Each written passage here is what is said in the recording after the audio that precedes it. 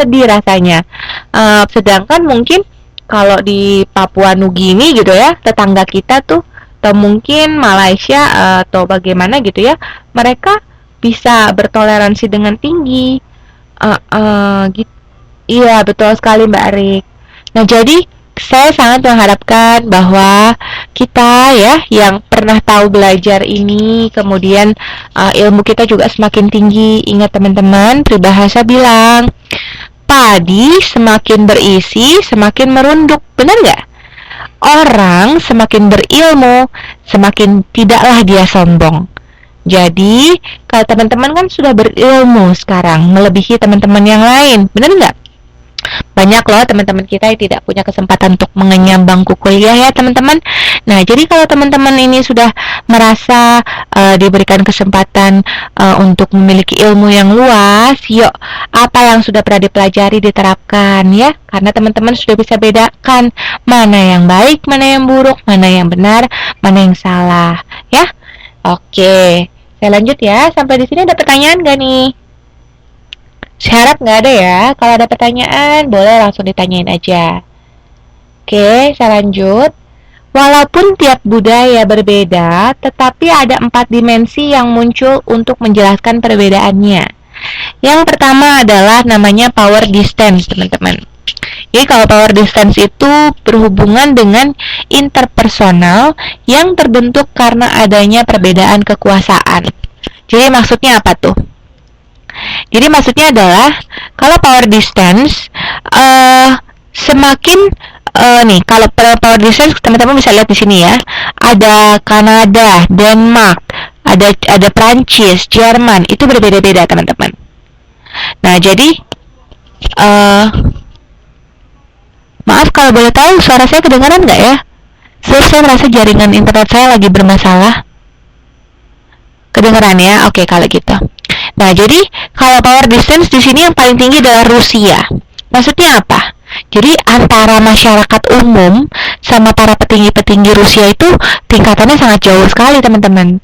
Kenapa? Jadi artinya bahwa masyarakat biasa itu tidak mungkin berhubungan langsung sama pihak atas, pihak pemerintahan. PDI itu bukan PDI Partai Demokrasi Indonesia ya teman-teman ya. Itu hanya indeks PDI, Power Distance Index gitu ya. Nah, kemudian ke negara kedua adalah India. Jadi gap antara petinggi-petinggi atas dan petinggi orang-orang biasa itu tinggi sekali. Nah, ini tidak baik juga teman-teman. Kenapa tidak baik? Karena berarti dengan begitu perbedaan antara petinggi atas dan masyarakat bawahnya menjadi sangat jauh. Jadi bagaimana suara masyarakat bisa didengar oleh pihak atas seperti itu.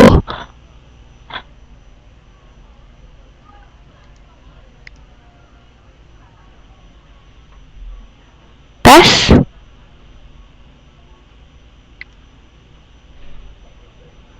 Rakyat ada gate-nya. Betul banget Mbak Arik. Jadi ini ya kayak ada batasannya ya dengan pihak-pihak atas gitu ya, nggak bisa.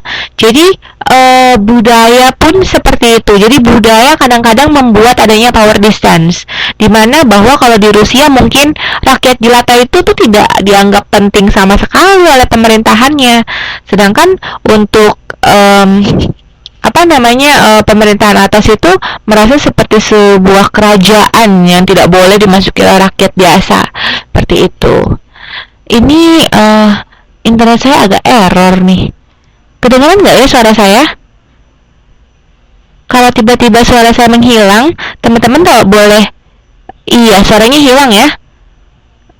Sekarang bisa kedengaran suaranya? Enggak ya? Oke, kalau gitu. Syukur deh, alhamdulillah deh. Soalnya saya takut juga sih kalau misalnya nggak jalan gitu ya. Oke.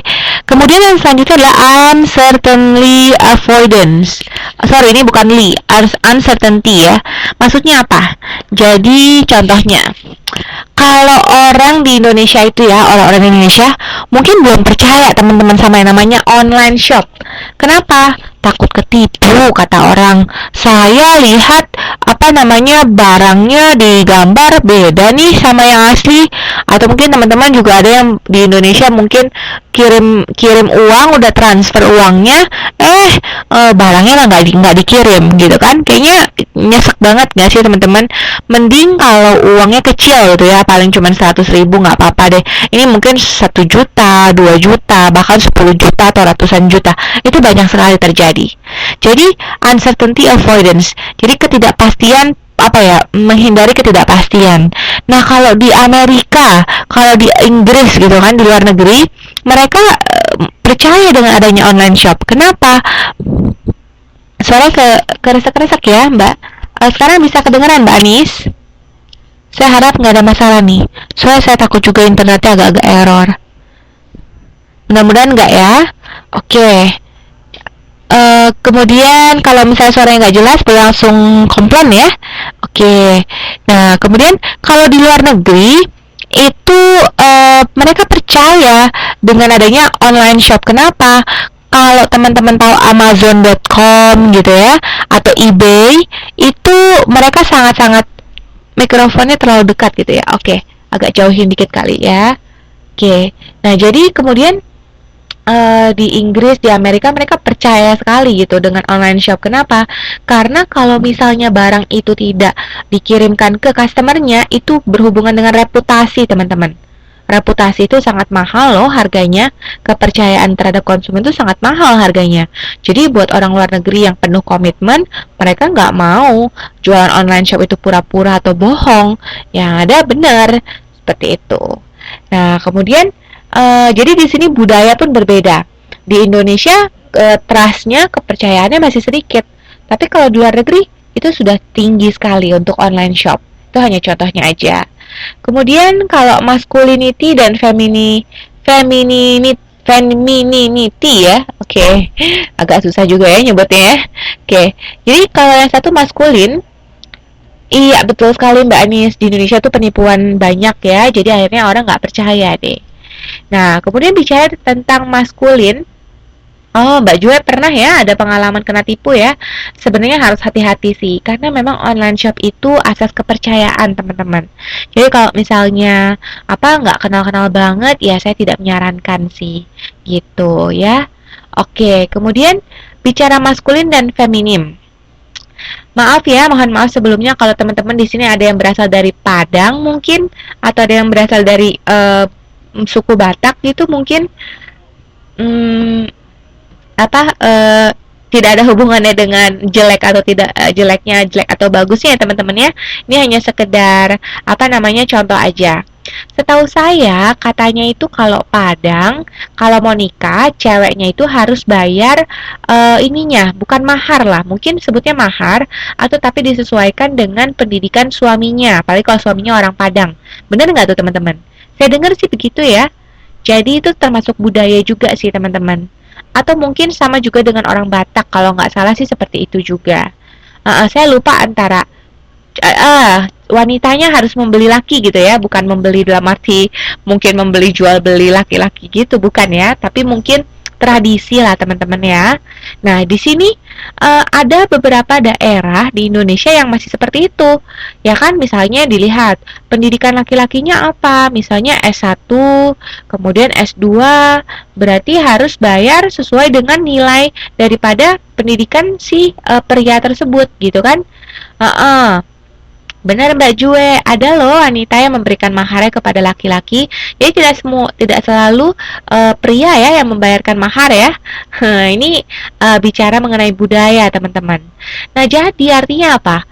Ada loh yang tiap region, tiap daerah berbeda-beda. Seperti kalau di Indonesia saja mungkin antara suku Jawa dengan suku Padang itu beda gitu ya. Jadi kalau yang satu ya pria yang bayar mahar, kalau yang satu lagi wanita yang bayar mahar gitu ya. Jadi bicara mengenai gender teman-teman. Bicara mengenai siapa yang lebih maskulin dan siapa yang lebih feminin. Jelas ya? Oke. Kemudian bicara tentang individualism. Oke, kalau individualism saya pasang gambar di sini tuh adalah ada bebek gitu ya. bebeknya apa namanya warnanya kuning nih, yang lain bebeknya warnanya hitam gitu ya. Nah, si bebek kebetulan mungkin terpisah dari gerombolan teman-temannya nih gitu kan, terus sendirian gitu. Kayak anak hilang. Kok bebek ya, anak ayam kali ya. Nah, lagi ngintip gitu ya. Kenapa beda? Ini bukan beda, Mbak Sulastri. Ya, artinya gini, bukannya sama-sama bebek, cuma beda warnanya aja ya teman-teman ya. Nah, kemudian apa namanya?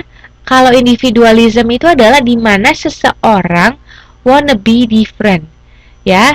Jadi apa namanya? Mau menjadi berbeda. Dan kalau misalnya menjadi berbeda itu dalam arti sangat berbeda dengan teman-teman di sekitarnya, dengan kelompoknya, biasanya akan dikucilkan, akan dianggap berbeda sekali. Nah, jadi di dalam satu budaya, kalau kita menyimpang dari budaya yang ada, kalau kita benar-benar berubah banget, misalnya, ya kalau namanya pakaian orang Indonesia itu kan, ya paling nggak celana panjang gitu ya teman-teman ya, yang normalnya mungkin pakai tangan panjang atau tangan pendek pun, ya tapi masih normal. Ya kalau di Taiwan, celananya pendek-pendek banget ya teman-teman ya, sampai pendek sekali gitu ya. Nah, tapi buat mereka orang-orang Taiwan sudah budayanya, tidak apa-apa. Mereka karena berpikir musim panas itu panas sekali. Jadi kalau pakai pendek-pendek jadi menghilangkan rasa gerah seperti itu. Mungkin saja teman-teman. Nah, jadi tapi berbeda budaya. Kalau di Indonesia kan nggak ada 4 musim, nggak ada panas-panas banget, nggak ada dingin-dingin banget. Itu nggak ada teman-teman. Jadi ya pakaiannya normal-normal aja, ya kaos, ya kan ya celana panjang seperti itu. Ya, jadi artinya individualisme berhubungan dengan kalau seseorang itu benar-benar berbeda banget dan menyimpang dari budaya yang ada, biasanya cenderung dikucilkan. Jelas ya? Sampai sini ada pertanyaan? Saya harap nggak ada ya. Saya lanjut. Kemudian ke karakteristik budaya. Oke, bicara mengenai karakteristik budaya, menurut Loudon dan Bita, nih maaf ya, saya nggak sempet cari foto gambarnya si Loudon sama Bita nih, tapi boleh teman-teman dicari di Google ya. Oke, karakteristik budaya dibagi menjadi 8 teman-teman. Ya, menjadi 8 itu apa saja? Yang pertama itu adalah budaya itu ditemukan atau invented. Invented dari kata invention, penemuan. Ya, jadi artinya itu budaya nggak bisa dimulai oleh satu orang saja, tapi budaya itu dimulai dari 1 sampai 2 orang, kemudian suatu kelompok, kemudian menjadi suatu masyarakat yang diulang-ulang-ulang terus-menerus dan diyakini oleh banyak orang. Contohnya apa? Misalnya kata-kata salam nih, assalamualaikum, ya. Semua orang pertamanya ngomong assalamualaikum, semua orang jadi ngomong setiap kali telepon ataupun apapun jadi assalamualaikum. Itu adalah satu salam, benar nggak? Nah, ini di Indonesia nih gitu ya, masih banyak yang seperti ini. Nah, kemudian kalau di Jepang gimana? Mereka kalau kasih greeting, kalau kasih salam harus nundukin kepala teman-teman. Kalau kita orang Indonesia nggak mesti nundukin kepala ya, bener nggak? Tapi kalau di Jepang budayanya mereka harus nundukin kepala. Jadi ya nggak mungkin dong memberikan salam nundukin kepala sendirian, harus ada temennya gitu. Jadi makanya budaya itu ditemukan ya nggak hanya satu orang, tapi lebih dari satu orang yang lama-kelamaan kemudian menjadi satu kebiasaan dan disetujui oleh semua orang bahwa itu dijadikan sebagai suatu budaya. Ya, oke. Kemudian yang kedua adalah budaya itu dipelajari. Maksudnya dipelajari adalah karena bukan seperti warna kulit teman-teman, gitu ya. Kalau misalnya apa namanya warna kulit itu mungkin orang terlahir warna kulitnya putih ya, orang bule itu mah. Kalau orang Afrika terlahir warna kulitnya hitam, udah nggak bisa milih lagi ya, kayak bilang gitu, aduh ya maha kuasa kenapa kasih saya apa namanya warna kulitnya kok begini ya, saya nggak mau. Lah nggak mau gimana, emang mau dicat, bener nggak? Jadi nggak kayak warna kulit yang kita dapat dari lahir ya teman-teman ya. Budaya itu dipelajari teman-teman. Nah, dipelajari dalam arti ada yang berasal dari orang tua gitu kan. Jadi dari kecil kita dididik misalnya untuk kalau makan pakai tangan kanan.